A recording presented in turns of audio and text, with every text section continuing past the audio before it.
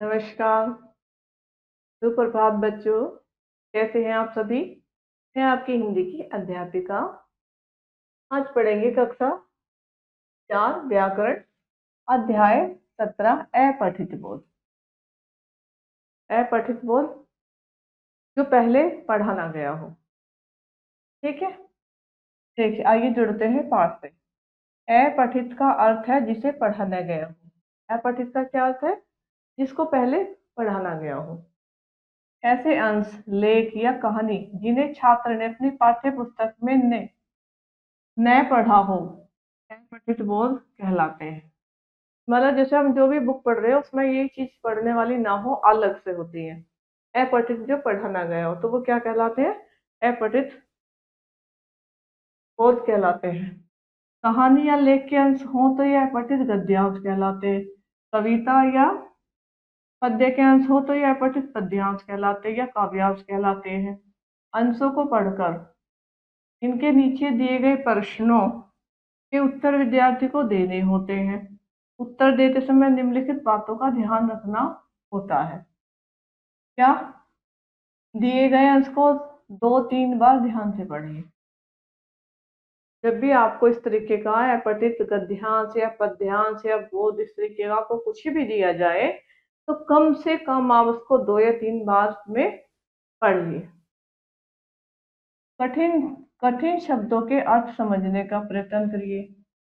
उसमें जितने भी कठिन या मुश्किल तुम्हारे शब्द हैं उनको समझने का, पढ़ने का प्रयत्न कीजिए। पूछे गए प्रश्नों के उत्तर समझ कर दीजिए। जो उसमें प्रश्न पूछे गए हैं उनका उत्तर क्या है, समझ कर दीजिए। यदि प्रश्न के साथ विकल्प दिए गए हों तो विकल्प को भी 2-3 बार ध्यान से पढ़िए और विकल्प को चुनिए। ठीक है, चलिए दिए गए उदाहरण को ध्यान से पढ़कर समझिए।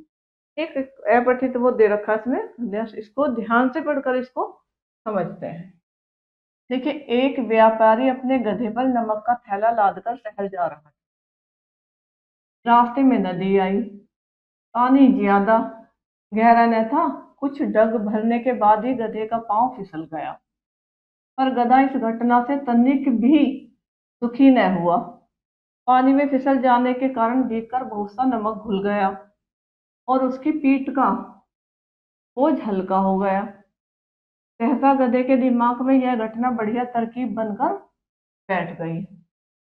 जो नदी पार कर रहा था तो क्या हुआ, नमक था, उसका नमक लेकर वो नदी पार कर, तो नमक घुल जाने से क्या हुआ, गधे का पीठ पे जो वजन था थोड़ा कम हो गया। और गधे को उस बात का दुख नहीं था, वो खुश था। ये तरकीब उसको लगी बहुत बढ़िया की तरकीब अच्छी है। दूसरे दिन जब मालिक उसकी पीठ पर नमक का थैला लादकर शहर ले जा रहा था, वह नदी में बैठ गया। 2-4 दिन इसी तरह हुआ, पर मालिक भी कम न था। गधे की शरारत ताड़ गया। वो क्या करा गधा, जब उसके पास की पीठ पर नमक रखा गया तो गधा बड़ा चालाक सा बनने लगा। वो नदी में ही बैठ गया और नमक बह गया। 2-3 दिन ऐसे ही चला, लेकिन जो मालिक था वो उसकी एक शरारत को भाप गया, ताड़ गया या जान गया। समझ गया कि बोझ हल्का करने के लिए यह गधा ऐसी हरकत करता है। कि वह इसको मालिक को समझ में आ गया कि अपना जो वजन है हल्का करने के लिए ये गधा ऐसी हरकत करता है। ठीक, अब क्या था, फिर क्या था? अगली बार शहर से आते समय व्यापारी नमक की बजाय रुई लेता आया। जब वो व्यापारी ने बड़ा समझ गया, व्यापारी तो मालिक जो था गधे का बड़ा चालाक था, तो उसने क्या, आती दफा जब शहर से लौट रहा था क्या ले आया, नमक की जगह रुई। वापसी में नदी के बीच पहुंचने पर गधे ने जैसे ही अपनी पुरानी आदत दोहराई, वह हैरान रह गया। कैसे रह गया? उसका बोझ हल्का होने की बजाय और भारी हो गया। भाई उसको, जिसको एक बार आदत पड़ जाती है, उसे पे नमक तो बैठ जाता था और वो घुलने के बाद क्या, उसका वजन हल्का हो जाता था। व्यापारी भी चालाक था, इस बार क्या किया, रुई को लाकर रख दिया। गधे ने सोचा तो बैठ जा, हल्का हो जाएगा, लेकिन नहीं, भीगने के कारण रुई में और उसका वजन ज्यादा हो गया। गधा बड़ा परेशान। क्योंकि पानी में भीगने से रुई भारी हो गई थी। व्यापारी की तरकीब काम कर गई थी। ठीक है, व्यापारी भी चालाक था, उसकी तरकीब जो उसका सुझाव है काम कर गया था। अब यहाँ देखिए सही विकल्प पर सही का निशान लगाइए। क्या क्या अब हमें देखो पूरी कहानी जो हमने पढ़ी है उसके बेस पर ये क्या है, सारे प्रश्न है जिनके उत्तर का हमें सही निशान लगाना है। पहला प्रश्न क्या है, व्यापारी किस पर क्या लाद कर शहर ले जा रहा था। ठीक है, इसका पहला, गधे पर नमक। क्या ले जा रहा था व्यापारी, गधे पर नमक लाद कर ले जा रहा था। बाकी ऑप्शन है घोड़े पर घास, गधे पर घास, घोड़े पर नमक, ये सब गलत आंसर है, गलत प्रश्न है। अब यहाँ देखिए है, गधे का पांव पानी में फिसलने से क्या हुआ। क्या हुआ, गधे के पैरों में चोट आ गई। नहीं। गधा पानी में बह गया। नहीं। गधे की पीठ का नमक पानी में घुलकर बह गया, सी ऑप्शन। ठीक। अब गया देखिए। ठीक है, गधा रोज पानी में क्यों बैठ जाता था। क्यों बैठता था गधा पानी में, बताइए आप। ऐसा करने से गधे को ठंडक मिलती थी, नहीं। ऐसा करने से गधे को ताजगी मिलती थी, बिल्कुल नहीं। ऐसा करने से पीठ का नमक पानी में बहने से वजन कम हो जाता था। ये सही आंसर है, तो सही उत्तर यही है कि वो जब वजन लेकर नदी में चल रहा होता था तो नमक पानी में घुल जाता था, जिसकी वजह से उसकी पीठ का वजन कम हो जाता था। देखिए क्या है? गधे को सबक सिखाने के लिए मालिक ने क्या किया। गधे की पिटाई बैत से की, नहीं। गधे की पीठ पर नमक की जगह रुई लाद दी, गधे को घर से निकाल दिया, गधे की पीठ पर ईंट लाद कर, नहीं, बिल्कुल नहीं। इसका ऑप्शन है बी। क्योंकि क्या किया गधे पे, गधे की पीठ पर नमक की जगह रुई लाद दी। तो आपको समझ में आया बच्चों। चलो एक अपठित गद्यांश और पढ़ते हैं। एक बार की बात है, राजा भोज अपने महामंत्री के साथ किसी विषय पर चर्चा करते करते राजधानी से बहुत दूर निकल गए और रास्ता भटक गए। देखो ये भी अपठित गद्यांश है, ध्यान से सुनिएगा। एक बार राजा भोज है क्या अपने महामंत्री के साथ किसी विषय पर चर्चा करते करते राजधानी से बहुत ही आगे निकल गए और रास्ता भटक गए। उनके सामने समस्या थी कि कैसे लौटे। के सामने एक बहुत बड़ी समस्या क्या थी कि वो कैसे लौटे अपने राज्य में। तभी उन्हें एक बुढ़िया दिखाई दी। उन्होंने उससे पूछा, माँ हम राही हैं, रास्ता भटक गए हैं। यह सुनकर बुढ़िया बोली, तुम कैसे राही हो जो रास्ता भूल गए। राही तो दो हैं, सूर्य और चंद्रमा, युगों से चल रहे हैं पर कभी राह नहीं भूले। महामंत्री ने बूढ़ी स्त्री से पूछा, माँ यह रास्ता कहाँ जाता है। उसने कहा, बेटे यह रास्ता कहीं नहीं जाता, वह सदा स्थिर रहता है, लोग ही इससे आते जाते हैं। वह अब तक भी उन्हें पहचान नहीं पा रही थी और उनका परिचय ज्ञात कराना चाहती थी। राजा भोज ने कहा, हमें अतिथि समझ लो। बुढ़िया ने उत्तर दिया, अतिथि तो दो हैं, धन और यौवन।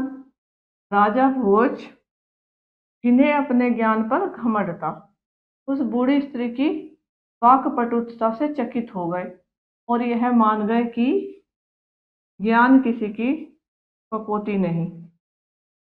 ठीक है, तो एक छोटी सी लघु कथा है, छोटा सा गद्यांश है ये। तो राजा भोजन जब अपने महामंत्री के साथ चर्चा करते करते रास्ता भटक गए। रास्ते में कौन मिला, बूढ़ी स्त्री, बुढ़िया मिली। उन्होंने रास्ते के बारे में पूछा। देखो अनेकों क्वेश्चन आए इसमें निकल के, तरह तरह के प्रश्न आए सामने। समस्या वो पूछ रहे थे कि बताओ कि आप अम्मा या जो भी आप हमें बताओ कि हम घर कैसे लौटे। तभी उन्हें एक, ये देखिए माँ, उन्होंने पूछा, माँ हम राही हैं, रास्ता भटक गए। यह सुनकर तुम, बुढ़िया क्या बोलती है कि तुम कैसे राही हो जो रास्ता भटक गए हो। राही तो कौन है, दो है, सूर्य और चंद्रमा जो युगों से चल रहे हैं लेकिन रास्ता नहीं भटके। और महामंत्री ने बूढ़ी स्त्री से पूछा, माँ यह रास्ता कहाँ जाता है? तो स्त्री ने कहा, बेटे ये रास्ता तो कहीं नहीं जाता, रास्ता तो स्थिर रहता, लोग इस पर आते जाते रहते हैं। ठीक है। अब वह तक भी नहीं पहचान पा रही थी, इसका परिचय ज्ञात कराना चाहती थी। राजा भोज ने क्या कहा, हमें अतिथि समझ लो। बुढ़िया ने उत्तर दिया, अतिथि तो दो है, धन और यौवन। राजा भोज जिन्हें अपने ज्ञान पर घमंड था, बूढ़ी स्त्री की वाक्य पटुता से चकित हो गए, आश्चर्य में रह गए और मान गए कि ज्ञान किसी की भी कपोती नहीं है। देखिए, सही विकल्प पर सही का निशान लगाइए। ठीक है। क्या राजा भोज की समस्या थी? क्या क्या थी समस्या? मार्ग से भटक जाना। ठीक है। समस्या तो क्या थी कि वो मार्ग से भटक गए थे। यहाँ देखिए, ख कौन से पथिक कभी भी मार्ग नहीं भूलते? कौन? दुख सुख, अतिथि और यजमान। कौन कौन से? सूर्य और चंद्रमा, ये सभी। देखिए इसमें क्या है, बी। तो बूढ़ी अम्मा ने क्या कहा था, राही तो वे हैं जो कभी मार्ग नहीं भटकते। वे कौन है? सूर्य और चंद्रमा। गय वाला, बूढ़ी स्त्री ने धन और यौवन की तुलना की। किससे की? राजा से, मान सम्मान से, अतिथि से, मार्ग से। किससे की? अतिथि से। बुढ़िया ने, जो बुढ़ी अम्मा थे, धन और यौवन की तुलना किससे की? अतिथि। ठीक है। ज्ञान किसी की कपोती नहीं का आशय है। क्या ज्ञान विरासत में मिलता है? ज्ञान खरीदा नहीं जा सकता, ज्ञान विरासत में नहीं मिलता। स्त्री बुद्धिमती है। क्या है इसका? बताइए। देखिए, सी, कि ज्ञान हमें विरासत में नहीं मिलता। समझ में आया? अब देखिए, डन। रास्ता कहीं नहीं जाता के माध्यम से स्त्री कहना चाहती थी कि, अच्छा रास्ता कहीं नहीं जाती तो वो स्त्री इस माध्यम से क्या कहना चाहती थी? आइए देखते हैं। देखो, रास्ता चलता है पर अभी कहीं नहीं जा रहा। नहीं, रास्ता चल नहीं सकता, मार्ग सदा सदैव स्थिर रहता है, वह राजा के वापस लौटने का मार्ग नहीं है। ये रहा, मार्ग सदैव स्थिर रहता है, वो कहीं नहीं जाता, हम लोग इस पर आते जाते रहते हैं। तो तो आपको यहाँ तक समझ में आया होगा। तो आज का अध्याय अपठित गद्यांश हमारा यही समाप्त होता है। आशा करती हूँ आपको समझ में आया होगा। हम मिलेंगे आपको एक नई कक्षा में नए अध्याय के साथ। जब तक के लिए नमस्कार, धन्यवाद।